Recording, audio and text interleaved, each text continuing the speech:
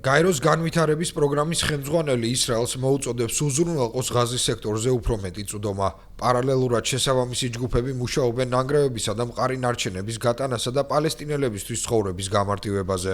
ალექსანდრ დეკრო აღმოსავლეთ იერუსალიმიდან სამდღიანი ვიზიტის ფარგლებში დასავლეთ სანაპიროსა და ღაზის სექტორში გაეროს ჯგუფებს სტუმრობდა. მისი თქმით, ნანგრევებისა და მყარი ნარჩენების მხოლოდ დაახლოებით 0.5%-ია გატანილი და ამჟამინდელი ტემპით მთლიან პროცესს შესაძლოა 7 წელი დასჭირდეს.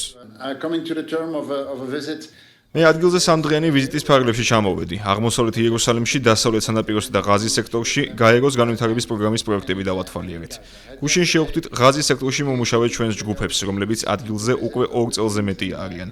აქ უმძიმესი ვითარებაა.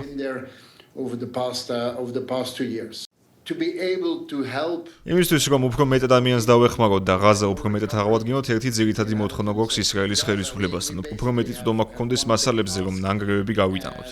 ასევე უზრუნველყოფილი უნდა იყოს საცხოვრებელი და ის, რომ დავეხმაროთ კერძო სექტორს აღდგენაში.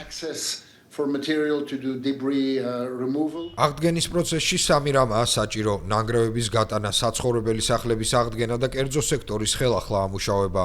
დეკროს თქმით, მისი გუნდი იმუშავებს მშვიდობის საბჭოსთან ერთად, თუ ცეცხლის შეწყვეტის მეორე ფაზაზე გადავლენ, რომელიც მისი თქმით კრიტიკულად მნიშვნელოვანია ღაზის აღსადგენად.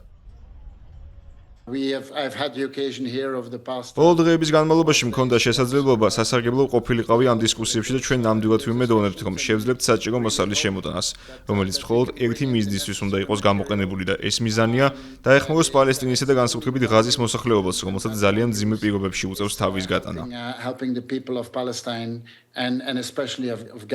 ამასთან მიმდინარე კვირას ვაშინგტონში დონალდ ტრამპის მშვიდობის საბჭო პირველად შეიკრიბება. შეხვედრაზე განხილული იქნება საკითხები ღაზის მომავალთან დაკავშირებით, ასევე ცეცხლის შეწყვეტის ყველაზე რთული საკითხებისა და გამოწვევების გადაჭრის გზები, როგორებიცაა განიარაღება, რეკონსტრუქცია და ჰამასის შემდგომი მმართველობა.